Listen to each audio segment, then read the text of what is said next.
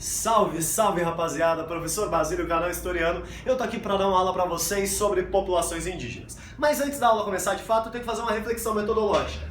Grande parte do que nós conhecemos e grande parte do nosso olhar sobre as populações indígenas é marcado por uma perspectiva eurocêntrica, que vê os índios como um bloco homogêneo. Por isso a aula vai começar falando que existe uma grande pluralidade nas populações indígenas. Não existem os índios, mas existe uma imensa diversidade. Essa diversidade é construída em, sobretudo, dois troncos linguísticos, os tupi-guaranis e os tapuias. Tapuias, em tupi-guarani, significam bárbaros, outros.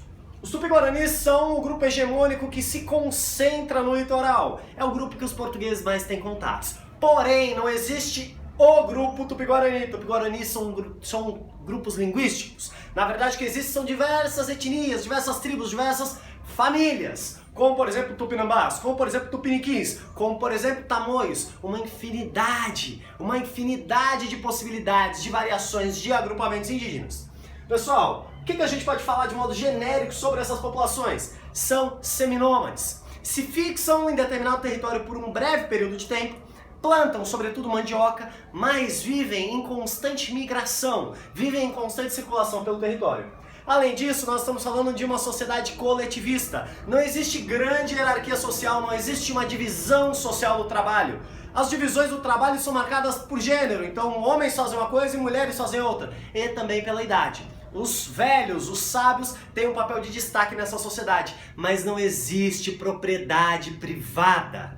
Eles vivem em grandes comunidades, eles vivem de uma forma comunitária, partilhando e trabalhando mutuamente. Pessoal, além disso, essas comunidades indígenas veem a guerra como elemento ritualístico, por isso o papel fundamental do canibalismo.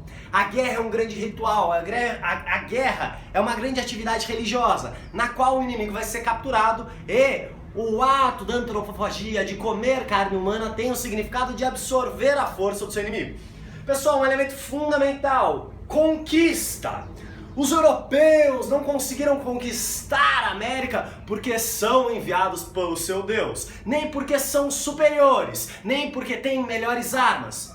Pessoal, século XVI, não existe metralhadora, bazuca, bomba atômica. Existem mosquetes, armas que demoram minutos para carregar. Até o europeu carregar, ele já tomou 10 flechadas. Então como é que os europeus conseguiram de fato conquistar? Sobretudo graças à guerra biológica. Os europeus vêm com um conjunto de doenças, varíola, gripe, que a população indígena não tem anticorpos. Graças a isso, os europeus conseguem predominar e se impor sobre essas populações indígenas. Só que no primeiro momento, sobretudo no século XVI, os europeus são minoritários. Os europeus é que entram no meio das disputas indígenas. Os indígenas não são pacíficos. Um grande exemplo é o conflito entre tupiniquins e tupinambás. Tupiniquins aliados dos portugueses, tupinambás aliados dos franceses. Na verdade, portugueses e franceses são minoritários nessa disputa entre as comunidades indígenas. É importante pensar isso, o vestibular cobra isso bastante. Pessoal, agora a gente vai fazer um grande geralzão pela história do Brasil e entendendo a participação dessas populações indígenas. Pessoal, século XVI, século XVIII, uma coisa fundamental acontece. Conflito entre jesuítas e colonos, sobretudo em relação às populações indígenas. Enquanto os jesuítas querem catequizar, os colonos querem pura e simplesmente escravizar os indígenas. Os jesuítas querem catequizar por meio das missões ou reduções, que são agrupamentos de indígenas em que esses indígenas são aculturados. Eles aprendem a ter hora no padrão europeu, eles aprendem a trabalhar no padrão europeu. Então eles são aculturados pelos jesuítas. Existe trabalho compulsório, mas a gente não pode chamar de escravidão. Em contrapartida, os colonos e os grandes representantes desses são os bandeirantes, ou seja, aqueles que vão à mata para capturar os indígenas, acreditam em uma escravidão pura e simples, sobretudo por meio da guerra justa. Os indígenas nos atacaram, então nós temos o direito de atacá-los e escravizá-los. Essa é a perspectiva dos colonos. Sacou? Duas coisas diferentes, colonos jesuítas, por isso eles vão tretar. Tanto é que os bandeirantes vão atacar sobretudo o quê? As missões jesuíticas. Sacou? Os índios então estavam ali no meio da treta, só tomando. Vamos lá, século XVIII, reformas pombalinas, Pombal, reformismo ilustrado, iluminismo, despotismo esclarecido, deseja fortalecer a colônia. Por isso ele faz o quê? Acaba com a distinção legal entre colonos e indígenas, visando casamentos, visando o crescimento populacional para a proteção da colônia. Beleza, reformas pombalinas, fim da escravidão indígena e igualdade jurídica. Pessoal, século XIX, aqui o negócio fica interessante. Porque no século XIX o que acontece? Nasce o Brasil, 7 de setembro de 1822. Só que existe o Brasil antes de existir o brasileiro. O que é a nação brasileira? Não existe Brasil, o Brasil é uma ideia. O que existe é Rio Grande do Sul, é Minas Gerais, é Bahia, é Pernambuco.